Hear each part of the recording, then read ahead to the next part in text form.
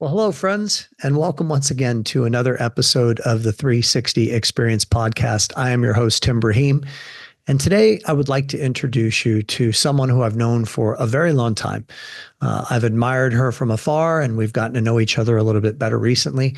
Rosemary David is a longtime leader and previously extremely successful loan originator in the mortgage business. We kind of grew up together going to the Todd Duncan events back in the 1990s, and I saw her speak on stage and always thought that she was terrific. And as I've reacquainted myself with her, I've come to learn what a tremendous leader she is. Now, before you tune out and say, well, I'm not a leader, we're all leaders. We're all leaders in our own personal lives. And the philosophies of leadership permeate all aspects of our life, how we lead in our home, how we lead in our work, and maybe most importantly, how we lead ourselves. What I think this conversation promises to deliver is some deep thinking around the subject matter of integrity, doing what we say we're going to do, and maybe most importantly, coming from the right place, which is our heart. I think you're going to find this to be an incredibly valuable conversation. Before I introduce you to Rosemary, I'd like to just say thank you for those of you that subscribe to this show. I'd like to encourage you, if you're not a subscriber, to please do so. The more subscribers we have, the more wonderful guests I can bring to the platform. And if you like the episode, please feel free to forward it on to somebody else and introduce them to this show, or give it a like on your favorite podcast channel or on YouTube. And now, without further ado, my conversation with Rosemary David.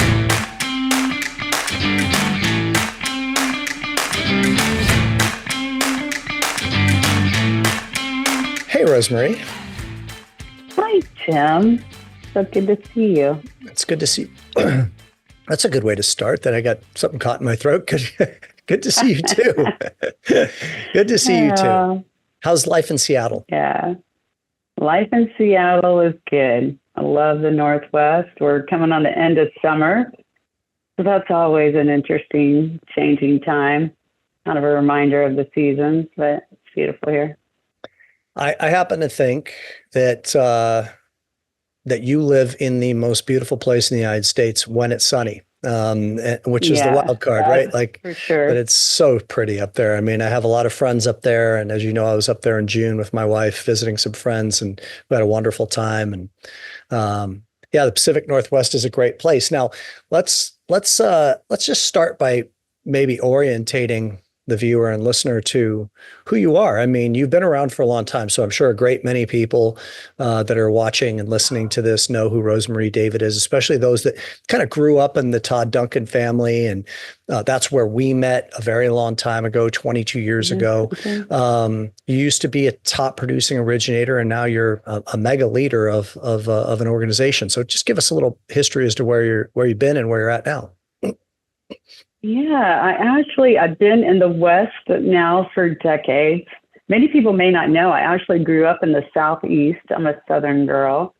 I moved west because I grew up training as a professional ballet dancer, actually in New York, a lot of my high school years. And then when I decided to go to college, I had a ballet scholarship at University of Utah, and that drew me to the West. And I've been in the West ever since. So all my family's still in the Southeast, and that is near and dear to my heart, the y'all that are there. I got into the mortgage business. I was a finance major in college, and I started interning in the mortgage business. I fell into just an incredible opportunity where I got to intern in a different department every quarter, and the mortgage business just took my heart immediately. I think I loved that I could use the skill of finance and truly educating and helping people with the American dream of home ownership. And I have been in the business now since I was in college for, I think I'm coming on my 39th year. It's crazy when I say that, especially when you start at that young age. You, for a long time, still feel like you're the youngest person in the room, and then all of a sudden you kind of become the mother of mortgage. Like, I don't know where that comes from, but I have, as you know, I've sat in a lot of seats. I started in underwriting and secondary, mostly credit, was my first path, and then I moved into sales.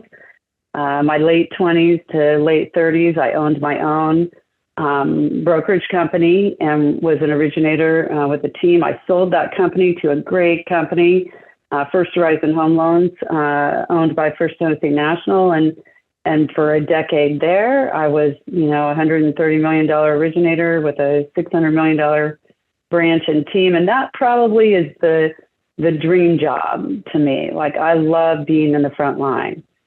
Through a random path, I ended up director of mortgage banking at Home Street Bank for a season. It was a great stint. We outgrew the mortgage business, the retail business, a little bit beyond the size and scope for the bank's appetite. So we took that team onward and landed at Homebridge, and then that went into a merger with CMG Home Loans.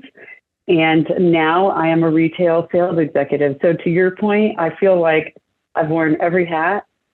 I shared recently with a group that probably the greatest career lesson that I ever got in my life was from my father.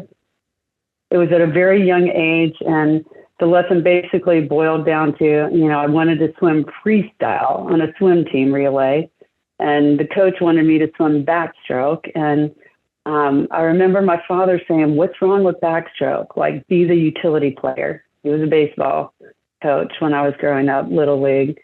And the concept of, the value of being the utility player just became near and dear to my heart, that it can be fun to wear different hats and do different things. So that's definitely been my journey. I got to say, the job I'm doing now is probably my favorite that I've ever had. So not bad to end up in your favorite spot after sure. decades. Sure. Yeah. It's interesting when I think of somebody as a utility player showing that kind of versatility, what comes forward for me is that also requires a willingness to try new things, to learn new things, right? I mean, you don't become a utility player by being fixated and focused on one category, whether it be in athletics or business. So where do you think that comes from? That willingness to try new things and be versatile and put yourself in unfamiliar seats at times, I would have to imagine had to happen. I mean, and I want to take full advantage of the fact that you're a utility player and that you bring a lot of wisdom. So I want to take this conversation in a lot of different directions, but let's just start there. Like, do you have this curiosity to learn or something like that got you to that position? Well, in that same conversation that I was having, it was on a leadership panel last week, reflecting on life lessons. The thing that I shared in that moment was I was raised by two parents and four grandparents, very proximate in my life, in which they're really very culturally different backgrounds for both my parents, but the values were super aligned. And there was just a space of constant exposure to education and opportunity, growth, and development-oriented things. I don't know that it was ever termed, a super value focus on personal growth and development, but definitely I feel like that's, where I landed in terms of a longing in life, is being the best that I could be at something, not feeling necessary pressure. I don't think of myself as uber courageous, but I was raised with such support and kind of unconditional love that I never felt afraid of trying anything or risking failure.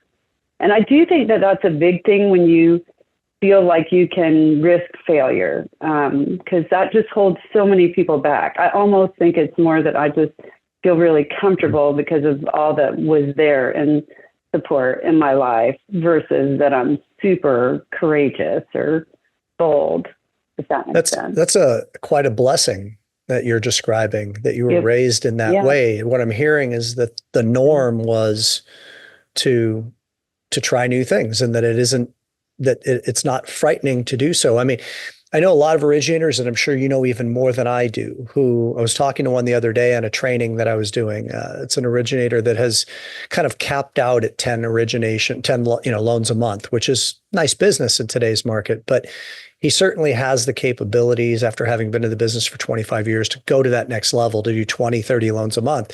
But what's holding him back and as I coached him in this live session with a bunch of people on the call, we got to the core of the onion, which is almost always the topic of fear, and fear of trying something different and seeing what will happen, and being complacent and comfortable with, the norm and the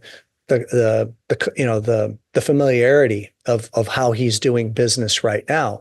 Is there I'm sure you've run into this before with originators. Is there a way that you encourage and support originators in becoming more comfortable with stepping into the unknown and taking that leap of faith to, maybe refine their job description a bit and to trust their team more, et cetera?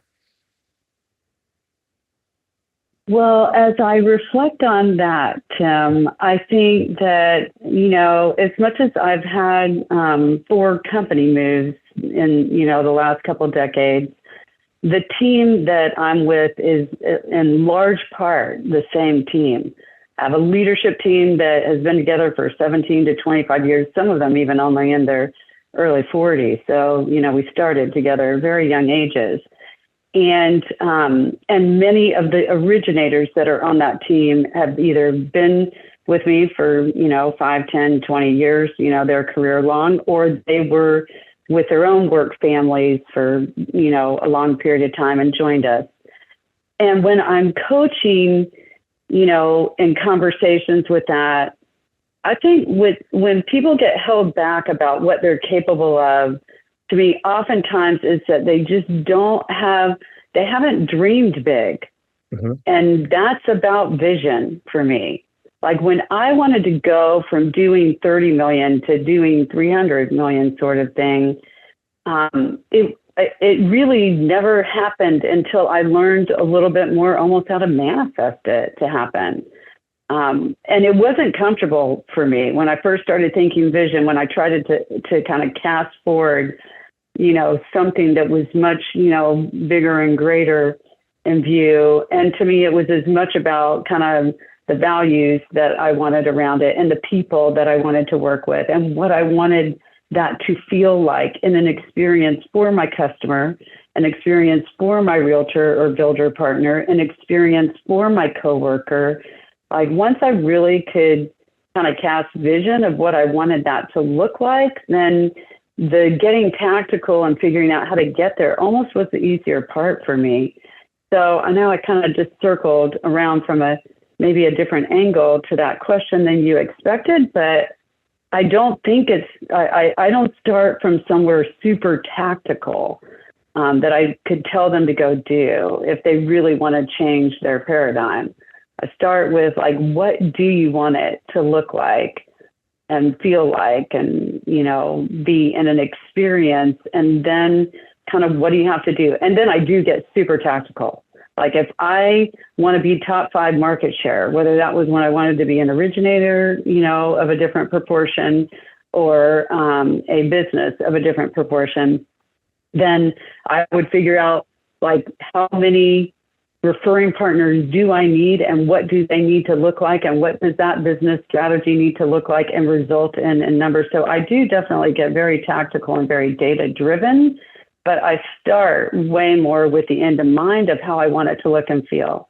And maybe some of that also for me personally is it's not so much about the number for me as much as the experience and of it. And so a lot of that is about the feel of it and not just the finish line of a number. Check mark. Yeah, that doesn't actually fall in any way out of alignment with what I believe and know to be true as well. And so I want to just summarize for the viewer and listener what you just so beautifully articulated is that you first take them, as I hear it, to a place of dreaming and thinking bigger and creating an experience not just for the people that they're serving, but for themselves. And once we've had this ability to dream and attach ourselves to a bigger picture, I think what it does is it actually backdoors fear, meaning that the fear of staying complacent becomes greater than the fear of trying something new because you now know too much, right? Like you now know what's possible because you've allowed yourself to create this vision. First of all, how does that align for you, what I just said, if at all? And then secondly, is what I'd really like to understand is maybe walk us through in a little bit more depth. Like maybe you can even role play with me. Let's assume that I'm an originator that you lead and you're wanting to take me to this place of dreaming. Is there a process that you take me through? I mean, how do you get me to designing the future that I'm wanting to manifest? Okay, well, let's start with the first question that you asked. Regarding, it's sort of backdooring fear, I think that the thing that has made it very easy for me to backdoor fear is early on in my business career, I had a fallout or a failure as I viewed it in a business partnership relationship. And it was really very devastating to me personally. And it's that space where you get into a lot of reflection because the vision that I had for what the outcome was going to be was just like completely rocked. And I was really, struggling with it and probably not behaving in a way that would be congruent with how I'd want to behave today. But I came across Deepak Chopra's 7 Spiritual Laws of Success. I won't go down a whole path of that, but there was a lesson in that read, and that's decades ago for me, that changed my life, seriously. And it was the law of detachment. Mm-hmm. And I think for me, when I could get comfortable that I could have a really big vision, but when something would happen outside of my control, market conditions, company conditions, external circumstances that did not enable that to take place exactly as I envisioned, I just got really comfortable with being detached from the outcome so that I could easily pivot, that I, as my grandmother would say, I would make lemonades out of lemons. And it has helped me immensely, whether I was an originator in a challenging market. I've been an originator where I had large segments of builder business and builder business, boom, gone. I've been in companies where I was a director and overnight you needed to have a different strategy and I needed to move, 500 people or 1,000 people to a new company. Like things happen that change maybe directionally where you can land in that vision for what you casted forward. And I think for me, it's not so much that I've been able to backdoor fear, it's been that I've been able to learn to detach myself from being so married that that outcome has to look exactly how I casted it. And it enables me to more easily pivot and find energy and fuel. And okay, how do I take this challenging circumstance and create something equally or even more special out of it in a different direction? So that's how I'd answer that first question, is I am really drawn to, being clear on my vision, but I'm also very strong at being able to pivot or make adjustments with whatever the world is dishing out that needs to kind of be adjusted. In regards to how I would coach originators, to me, it's really, I don't have the opportunity that much anymore to coach one-on-one with originators. I have incredible leaders, divisional leader Natalie Overturf, and regionals like Chad Jackson and Jeff Schaller. They're all coaching leaders as well, and they're probably involved in more than that than I am day by day. But if someone reaches out and wants the one-to-one with me, I do love helping them, and I probably use the core 4 that I learned from Daniel Harkavy and Building Champions years ago. Like, to me, I felt like the way in which they approached having someone kind of start with life plan and then go to vision planning and then go to your business strategy and your priority management from there, that order has always sat, very comfortably for me in terms of a sequence or an approach.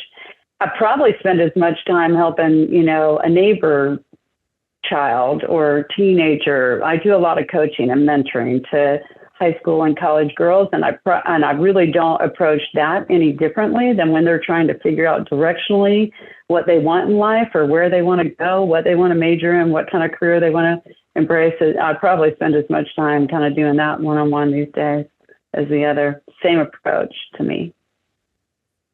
Such a beautiful answer. I want to dig in a little bit deeper to some of the things that you shared. So my first Todd Duncan event was 1995. So 7 years before we met. And before I went to that event, you may remember a guy named Bill Hillestad, who was a brilliant marketing guy. He was my partner in business at the time. And I was getting ready to drive to Palm Springs from Los Angeles. And he said something to me that didn't feel very good. He said, "Hey, Tim," he said, below the neck, you're like a perfect physical specimen. I mean, you take good care of yourself, you eat healthy, you work out, you look terrific. But above the neck, you're a mess." And he said, "You're totally out of shape." And he said, "I really want you to invest in really working out the mind." And he said, "I want you to listen to these audio cassettes." I'm really dating myself now. At least it wasn't 8-track, right? So he gave me these audio cassettes to listen to on my long drive to Palm Springs. And one of them was an interview, Tony Robbins interviewing Deepak Chopra.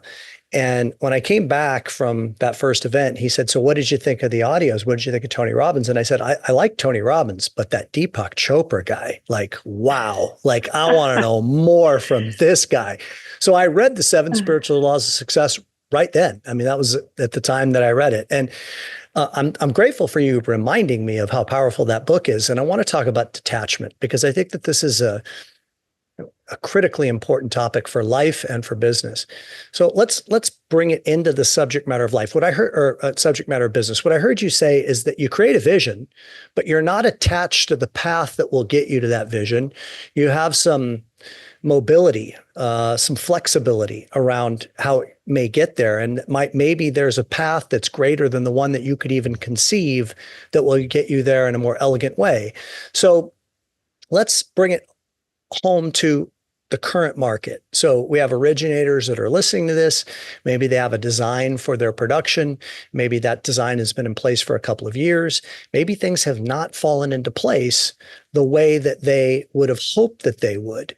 And what most people do, I know that I'm prone to doing this, like just about everybody else, is that if I've got a plan and that plan's not working and I'm attached to that plan, the subsequent result, and we know this through all spiritual teachings, is that the source of all suffering is attachment. And that if we can let go and surrender to what may be a greater plan than the one that we conceived, sometimes that's all that it takes to get there more rapidly or more elegantly. So how would you advise people right now who maybe are on a path that they have a plan in place to stabilize their production, increase their production, build their team, et cetera, but it's not working out exactly how they had hoped? And how do you advise someone on how to let go and detach themselves from the outcome and trust and surrender to a greater process? Well, I think you have to be a willing party to begin with, right? Like the reason that we get married to our patterns is because they feel really good. They're just really comfortable. It's almost sort of an addictive sort of tendency. And it's, for lack of something more eloquent to say, it's just the easy path, right? Like most of my greatest personal joys, as well as accomplishments, have come on the heels of periods in my life that had, I can't say I've ever had any great trauma or suffering in my life, but if I think about the times in my life where there was like more chaos or suffering or things out of my control, the greatest outcomes came from like persevering and really being willing to lean in to the suffering, if you will, and figure it out. And I am a person of strong faith, so I probably don't talk about that a lot in business, but there's no doubt that I can't deny that my faith is critical to how I can be comfortable in a rocky path or course to, that outcome will turn out okay. And so I think right now when I look at originators, first, they're not comfortable being uncomfortable because it's just not that fun. And they've gotten to have a lot of fun for the last 10 to 15 years with the way our industry has worked out, even though it's had its cycles or ebbs and flows. It was a pretty good ride. So if you started in this business, I think it helps me that I started in this business decades ago because you were already pre-programmed that the mortgage business is the roller coaster, not the merry-go-round, right? So you know that it's going to go up, and what goes up comes down. And so I think first you got to get comfortable being uncomfortable. You got to be willing to think outside the box, and you got to go fish where the business is. And, so if you've been doing this for 30 years the same way, it's crazy to me that I'm as many conversations as I have with originators who are seriously still trying to do it the same way. And they think they're doing something different, maybe because they're prospecting more or trying to reach more people, but doing something different is decide to go, be a YouTuber or connect to YouTubers or like finding a different path. The thing I love today about the business, different than when you or I were top originators, is look at all the systems that we created in place through our CRMs in which we had to, one, manually do what is done through AI today over and over again. And two, we could not reach near the audience that someone could reach today through social in terms of casting a wider net. So you could I don't think the concepts are really all that different in terms of business strategy or approach, but the tactics that you can deploy and the resources and the tools you have today to do them are just different. So at the same time, I see some originators right now that have been in the business for 30 years that are completely getting outside their box. Like the way in which you can go multi-state, geography just doesn't matter in the same way that it used to with what we can do remote. The way in which you can get outside the box and broader pillars of your business, right? Like we used to go at realtors, builders, financial planners, and then we're done, right? Now they can go to different types of business lines. They can go to YouTubers or different types of social referral lines. So I just think they need to get comfortable being uncomfortable and be willing to go through a little bit more pain and a season of the burn, right? Whether that's a 90-day burn or a 1-year burn or whatever it may be, I'm finding a lot of people just not willing to go quite through that. The ones that are going through it, they're killing it. There are a lot of originators doing it well. Now, that said, I do not want to be dismissive to, I've never seen loans any harder to do in my career. I'm not saying a lot after decades. I mean, loans are hard. Qualifying is hard, affordability is pressed. So I don't mean to dismiss like that it's not harder, but you also have a lot of tools and resources that we didn't have in days past that make some of the job easier. So you just have to figure out how to adapt and get your systems in place. Yeah, that's really beautifully said. I think one of the things that is easier now is you have more tools to connect with people. And I think that this business is and always has been and always will be a business of connection. The more deep connections you have, the more successful you're going to be. And the encouragement would be for originators to embrace the utilization of video, the utilization of social media and AI and things of that nature to forge deeper connections. I'd be curious as to, like, on a little broader perspective, and you may have answered a portion or a significant amount of this already, but like, what do you think originators need to be focused on right now as we record here on October the 2nd of 2024? What do they need to be focused on right now to achieve success? Well, everything that we talked about in the first part of the call, for sure. And it's amazing how many originators I talk to that have gotten away from the disciplines that were just general disciplines of having a strong vision, having a business strategy and plan, having action plans that are their daily, weekly, quarterly, annual. I'm shocked. In fact, I'll move to this for a moment. This isn't quite to your question, but let's just talk about the recent months of kind of refinance opportunity. And I saw an incredible, the best presentation I've ever seen Barry Habib give was about a year ago when he was showing people visually the compelling opportunity for folks that are, crawling into far too much consumer debt and what it was to refinance potentially at a higher interest rate. And as we talk about these things, I've noticed that loan officers have moved away from staying connected to their database because we were not in a refi season, if you will, for the last 3 years. Their disciplines of their annual mortgage review or things of that nature just went completely to the wayside. I recently did a survey to try and find originators that were doing annual mortgage reviews, and it was shocking to me, like how many had just stopped doing them. And they stopped doing them because they just felt like there was no opportunity for refinance, so it just went to the wayside. Well, now you're not staying connected to your relationships who bring you their sons, their neighbors, their coworkers. You don't know whether they have life events that are occurring that are needing additional financing for investment properties or second homes or debt consolidation or anything to sort. So I would say I'd start with doing a check like, am I staying in touch with my customer base? Because I think a lot of people have left that.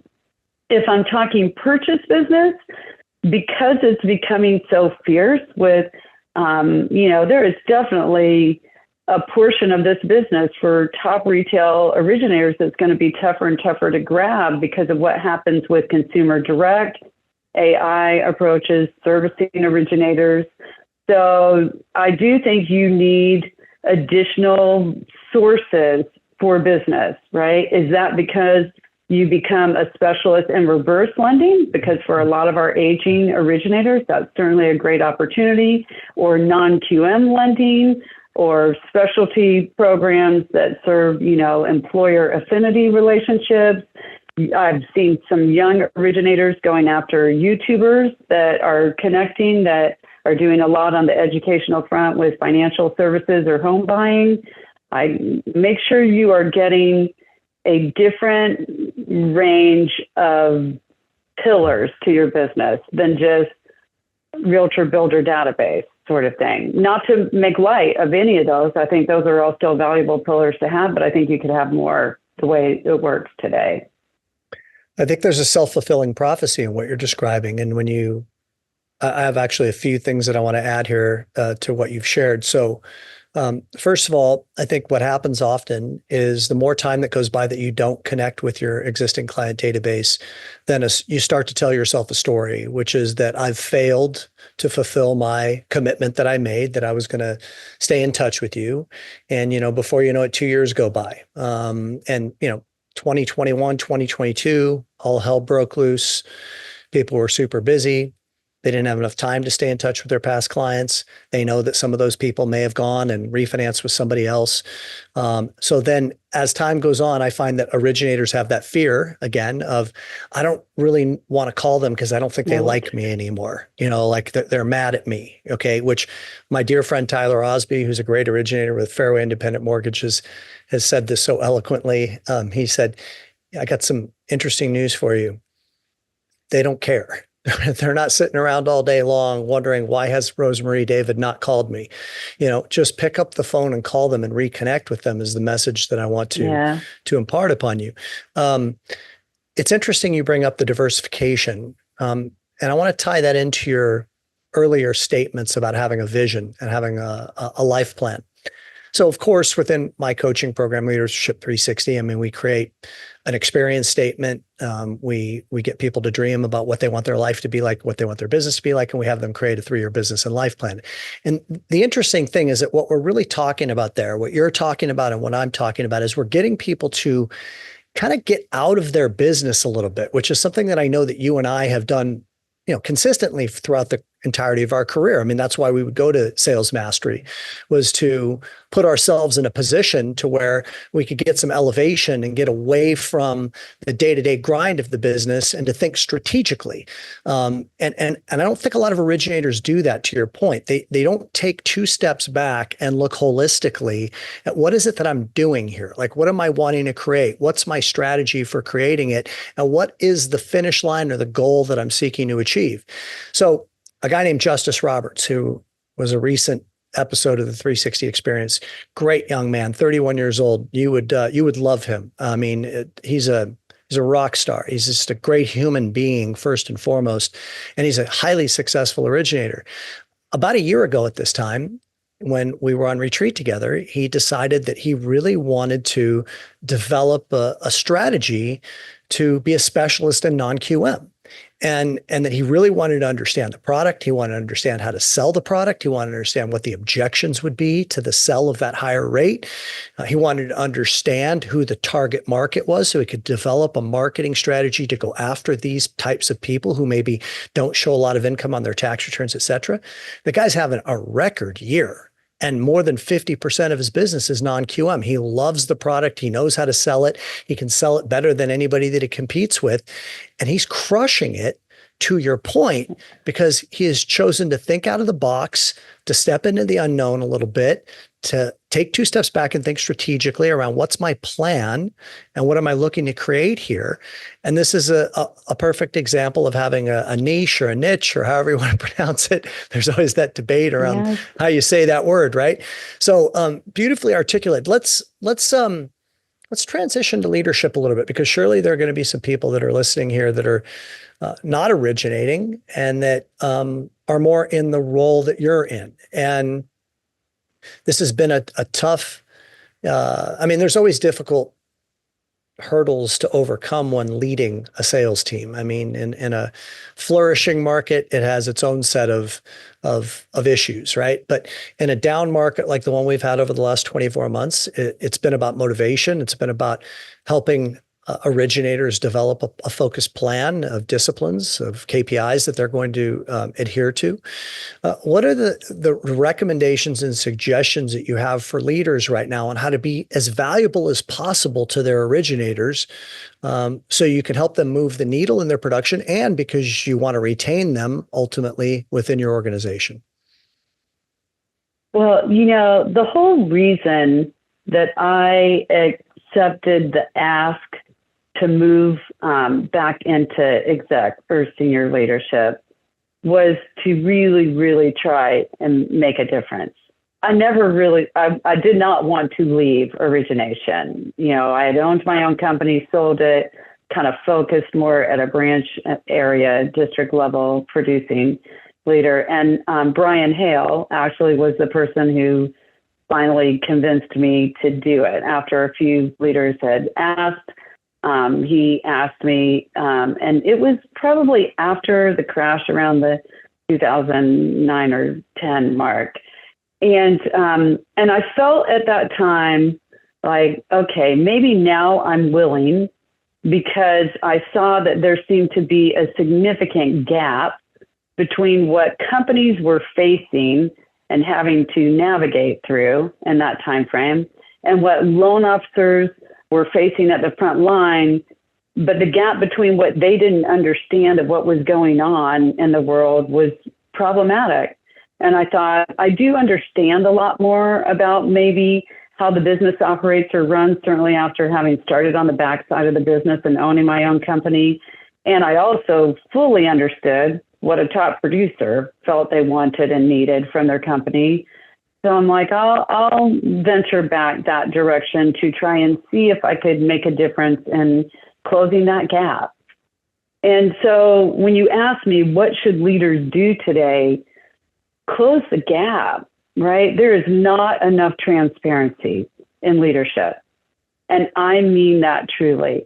I don't mean that companies and leaders don't intend to be transparent, want to be transparent, but to be really transparent, you have to be willing to communicate at levels that are, especially in tough times, that are at a much higher level of frequency, much higher level of clarity. It just takes a lot of hard work.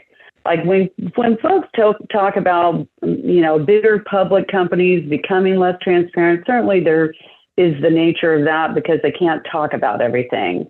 So I don't mean the nature of the things, that maybe certain, companies cannot. I'm in an independent company and I do cherish that for sure, because you can pick and choose for certain what you're talking about. But I just mean the level of communication that's needed for a frontline person to better serve a customer. Like the whole reason I wanted to be a leader was when I was an originator, I always felt like if you give me the why behind the reason things are changing, right? Like why guidelines change or products go away or pricing goes up or whatever the dilemma is of the day in the industry, if I know the background and the why behind it, I can so navigate that situation better for a customer, a realtor, builder, whoever is involved, transactionally. So I just think in leadership today, even those that intend to be transparent or say they are, and I'm not even saying that we don't own this in my own world. Sometimes, like, it is a constant strive to make sure you are willing to do the heavy lifting of the level of communication. And I think this came up when we were talking about it in a panel that you facilitated that I was on some months back, is have a communication plan. And I mean that if you're an originator to your customer as much as I mean it if you're an executive to your front line. What is your communication plan on a daily, weekly, quarterly, annual basis that is ensuring that the information is flowing on the values, the initiatives, and, day-to-day functions that need to improve for us to do a better job. So I think first and foremost for leadership, it's communication and transparency for me. I was actually on in a coaching conversation with Cindy Ertman where she was making the comment that it's amazing how many producers, even top producers, don't truly embrace or engage leadership, study leadership to become better leaders. And our CEO, Chris George, at the beginning of this year, his number one key initiative that he noted for us, and he did not mean it just at the executive team level, being on the exec team. He says it in every executive meeting we have. He says it in a town hall call if it's to every frontline employee. My main goal for you this year is for you to improve your leadership. And I thought to myself, that's so interesting that was his noted main goal, because he's saying it to thousands of employees that many of them don't consider themselves leaders. But he notes that all of our customers and our business would be served better if we were at an individual level, all better leaders, leading up, leading over, leading down. I totally have a passion about servant leadership and being willing to truly serve, roll up your sleeves, get your, hands dirty in terms of helping people figure it out. So, I hope that is something that makes a difference for the people that I work with every day. Those are probably the key things that I think about. There's a million other things. 5 dysfunctions of a team, Patrick Lencioni's incredible, contribution to the universe is what I got to call it, because I do think that that the things noted in that book just help any organization or any individual originator, any sports team or community org is better if they are functioning as a high performing team. And I just don't think there's a better guide out there than that book. So that's definitely near and dear to my heart in terms of building high functioning teams. Yeah, that's your job as a leader. I feel like what you're talking about here to some degree is the subject matter of trust as well. I mean, it's what builds trust, right? Yeah, I think that the communication is what builds trust, right? So I don't think you can be an effective leader if you're not trusted, is a pretty point blank statement. And I think that what happens, and I love the fact that you took this topic to that of the originator as well, because you're absolutely right. I mean, we're all leaders in our business and in our life. So it's like, how are you with fulfilling your agreements? How are you with fulfilling the commitments that you've made to others? If you've fallen short of that, you're going to start to erode trust in yourself. And it becomes incredibly difficult for you to be a great leader. And I think what happens is that a lot of originators and leaders that lead originators are very fearful of delivering unsavory news, not the best Bad news. I mean, news. it's real easy to communicate, great information, but when it's, hey, we're going to be cutting back, on our payroll, and we have to let some people go. I mean, people kind of tend to run for the hills on that. But the thing that you have to keep in mind is that the people that that's going to affect, they can feel it. They know something is not quite right. And it's almost like you're just giving them a sentence fragment and letting them fill in the blank and make up their own story as to what's going on. And you're so much better getting out in front of it and communicating proactively as to what's happening and creating a light at the end of the tunnel. Like, here's what's happening and here's where we're going and here's how we're going to get through this together. People can get on board with that if their leader is proactive in communicating. But where they start to really lose the trust as a leader is when the people they're leading know that things aren't quite right, but they're not hearing the true story, because now you start to lack faith in the person. And that's a slippery slope, and one that's very difficult to recover from. Let's talk about managing time.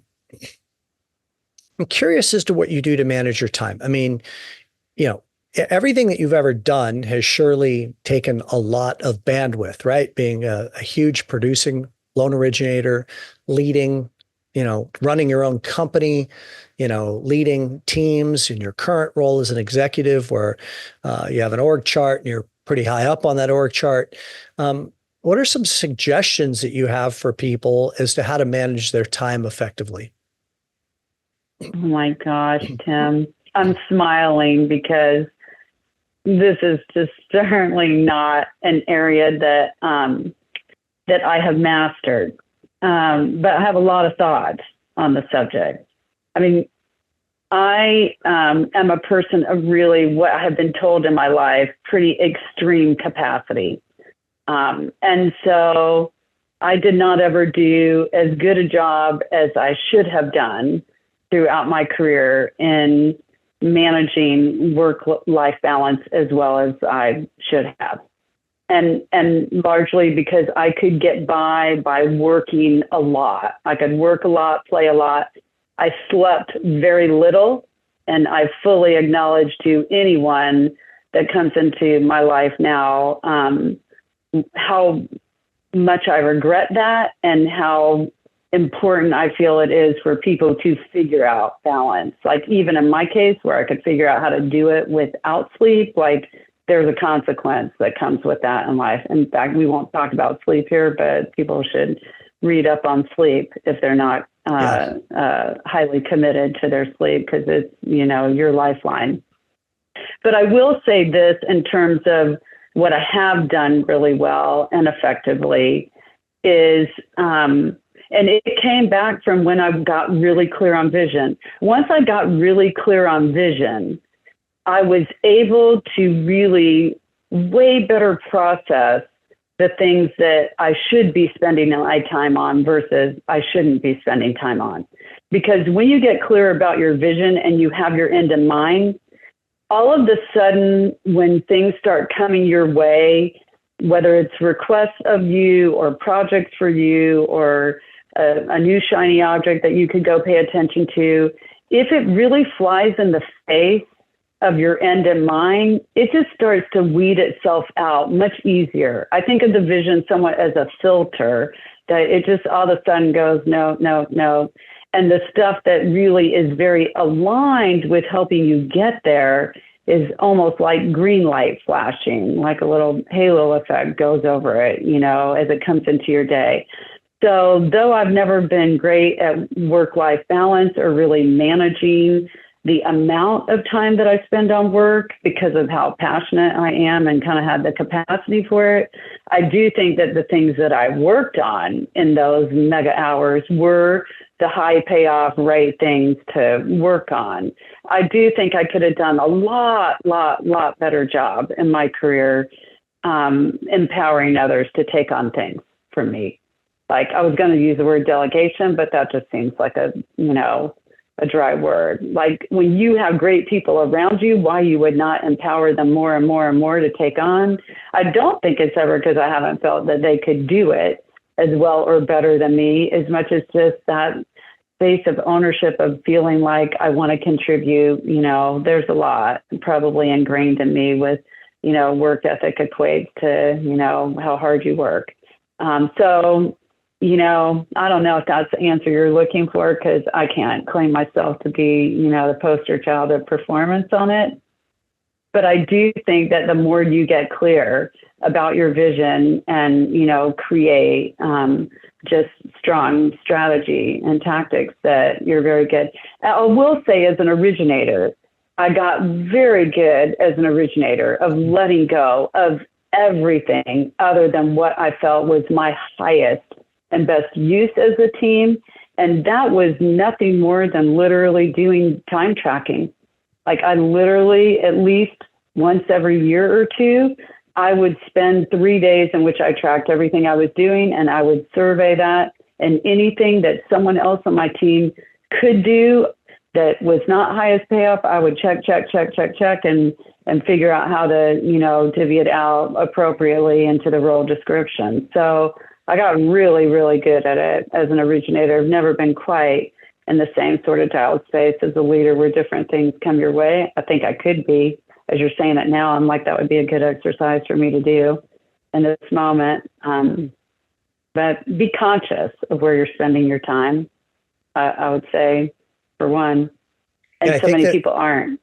I think that's really appropriate what you just said there. I think that the act of time tracking, which is something that we have all of our clients do, it's such a powerful exercise. And I too do it consistently once every year or two. It brings awareness. Another exercise, one other exercise that comes to mind, because I was thinking about it just last week that I should do it with my leadership team, is when I was an originator, we a couple of times did an exercise in which, for a period of maybe a month or longer, every time a customer would inquire on something or have a challenge on something, we'd literally make a sticky note of what the issue was. And then we'd get together on a, Saturday morning or what have you, and put all those stickies up on the wall. And then we'd start to group them into categories. And then we'd really see, where do we need to change our process so that this doesn't take our time, so that we could get proactive about it. If it was something that people kept calling on, like, how could we start telling them before they're calling us, right? If it was something that was problematic in the process, like, how do we improve that process so that this doesn't keep happening? And I sit and think about that exercise right now as an executive leader. I could do that as an executive leader easily and determine things that as a company, we should do a better job of telling them before they need to ask. And we could do a better job of approving certain processes that are causing pain points, which that we do on some level, certainly. But thinking about just, the coding of that exercise for a team event could change a lot of things. 100%. I mean, that's kind of what the perfect loan process was founded on, was what are all the places where we're reacting that's taking up our time and subsequently resulting in poor customer service? How do we put systems into place to proactively get out in front of that, to not only save us time, but to provide better customer service? Let's close this out by me asking you a final question that I like to ask everyone. I want to give you an opportunity as the current Rosemary David to speak to the 18-year-old Rosemary David. With all the wisdom and experience that you have now in business and in life, what advice would you give your 18-year-old self if you had an opportunity to have a conversation with her? Well, I would start with, pick something that you love to do in your life, right? Like, don't just settle for work that doesn't fill your heart. And that's not easy because a lot of times we got to have a job and have, meet overhead, but keep searching for the thing that you love. My second thing, hands down, would be genuinely care about people. Care about the people that you serve, that you work with. Like, it makes the world a better place, and it always makes for a more successful outcome of whatever it is that you're doing in life. I would say, and none of these are specific to being a mortgage originator, right? Like, they just apply. I would say, be prepared to work hard. Like, I don't know any substitute that leads to incredible success without being willing to work hard. I don't mean you have to work at the same pace lifelong, especially if you put great systems in place and you build a great team. But you got to be willing to do the heavy lifting initially. I don't know anything great that ever came out of just, a mediocre effort into it. I definitely might say, after where we started today, being willing to be a utility player. I had someone recently ask me that was that age about career advancement. And I did tell them that I felt like the fact that I was willing to, be in right field, or when they said, please step up to the mound and close in the, bottom of the ninth, like, I was willing to do the less attractive role. And I was willing to be bold enough to try and do the biggest role, when needed, or when the opportunity presented itself. So I would say, those were things that really made a difference for me in terms of opportunities. That's probably kind of the key ones. I think the rest takes care of itself. You may not realize how much you warm my heart by using baseball metaphors, but it's like my great love other than my family. I'm a baseball girl. Well, I'm a Yeah, baseball guy, I'm a baseball girl. Yeah. Well, that was a sure. beautiful answer to end a beautiful conversation. Thank you so much. I know how busy you are.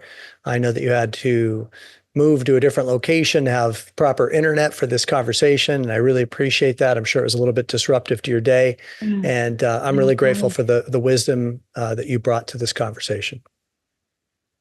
Thank you, Tim. It's always a pleasure to reconnect with you. Thank you. And thank you to everyone for watching and listening. Look forward to the next episode of the 360 Experience, and I hope that you all have a beautiful week. Bye-bye, everybody. Bye.